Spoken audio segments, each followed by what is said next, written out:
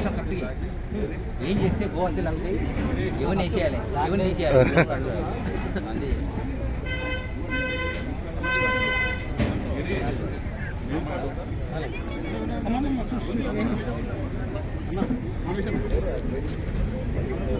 నమస్కారం sir. బక్రీద్ను black డేగా ఎందుకు నిర్వహించాలని చెప్పేసి ధర్నా చేస్తున్నారు? గోహత్యలను ఎవరైతే చేస్తారో అది ఏ పండుగ వాడు చేసినా, హిందువులు చేసినా, ముస్లింలు చేసినా, క్రిస్టియన్లు చేసినా, ఇంకొకటి చేసినా అవన్నీ బ్లాక్ డేలే. ఒక బక్రీద్ కాదు, ఒక రంజాన్ కాదు. ఎవరు గోహత్యలను చేస్తారో ఆ పండుగలన్నింటినీ బ్లాక్ డేగానే పరిగణించారు ఆ సిద్ధాంతం. ఎందుకంటే గోవు అనేటువంటి ప్రపంచంలో ప్రాణి మన ప్రణాళిక దీన్ని కాపాడడం కేవలం హిందువుల బాధ్యత కాదు, మానవుడిగా పుట్టిన ప్రతి ఒక్కరు అది ఎందుకంటే ఈ భారతదేశం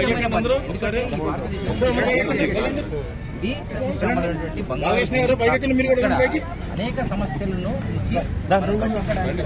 ఆహార శుద్ధి కావాలి అంటే ఆవు అనేటువంటిది రక్షించబడాలి. ఆవు జాతీయ ప్రాణిగా ప్రకటించబడితే ఆవు వధించబడదు.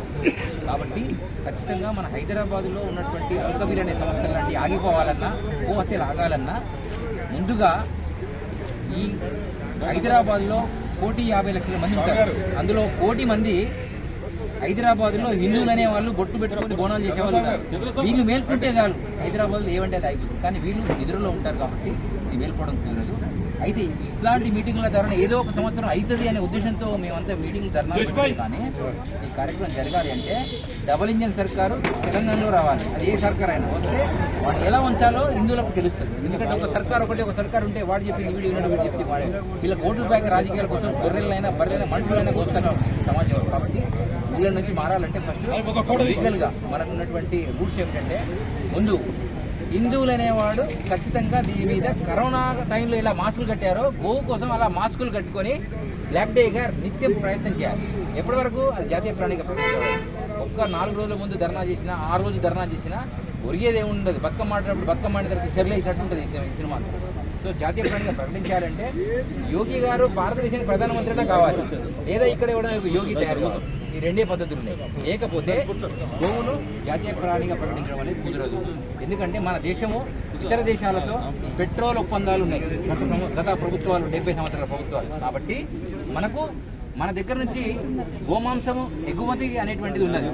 ఈ ఒప్పందం తీసేయాలంటే నరేంద్ర మోడీతో కూడా కాదు. ఎందుకంటే అన్ని చిన్న రాజ్యాల్లో ఉన్నటువంటి ప్రతి వ్యక్తి, ప్రతి ముఖ్యమంత్రి దీని గురించి మాట్లాడితే ఖచ్చితంగా ఈ నిర్ధారణ జరుగుతుంది.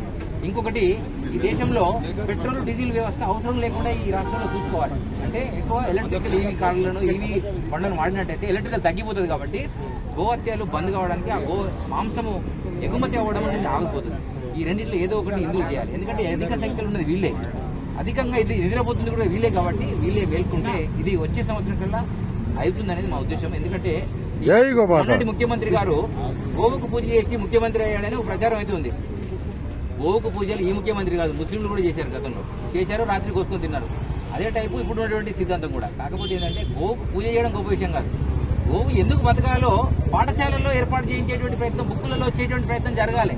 స్వామి కట్టే కొట్టే చూస్తే ఒకటే క్వశ్చన్ స్వామీజీ, ఇప్పుడు ప్రస్తుతం సిటీలో కొన్ని ఆవులు పట్టుకున్నారు, ఎడ్లు పట్టుకున్నారు అన్నారు.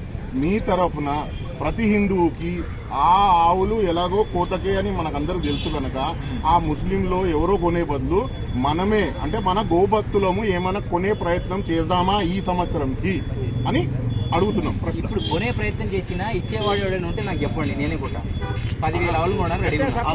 ఎవడో అక్కడ అమ్మే పరిస్థితి లేదు. బీజేపీ అనేటువంటి లెవెల్లో ఉన్నటువంటి పోలీస్ వ్యవస్థ ఇక్కడ మనం 4 కాగానే హటావ్ అనేటట్టుంటే అక్కడ కట్టేసామంటే బిటావ్ అనే ఆలోచన పోలీస్ డిపార్ట్మెంట్ డీజీపీకి రావాలి. ఇమీడియట్ గా వస్తే ఆటోమేటిక్ గా ఇవన్నీ వచ్చేస్తాయి. కొనవలసిన అవసరం లేదు. అవి కోతకు పోవాల్సినటువంటి ఆవులు కాదు, వాటిని కొనవలసిన అవసరం లేదు. అది రైతుల దగ్గర 4 రోజులు టైం ఉన్నాయి. అన్నస్వామి ఏమన్నారంటే 4 రోజులలో మనం అహర్నిశలు కష్టపడదామని. అహర్నిశలు కష్టపడే భాగంలోనే అక్కడ గోవులు కొన్ని అక్కడ ఉన్నాయి. మా అన్నగారు కంప్లైంట్ ఇచ్చిన 1 గంట తర్వాత మన ఎమ్మెల్యే రాజాసింగ్ గారు వెళ్ళి అన్ని ఏరియాలలో అన్నగారు ఎవరెవరో లిస్ట్ ఇచ్చారో ఆ ఏరియాకి పోయి బండ్లు చూపించారు.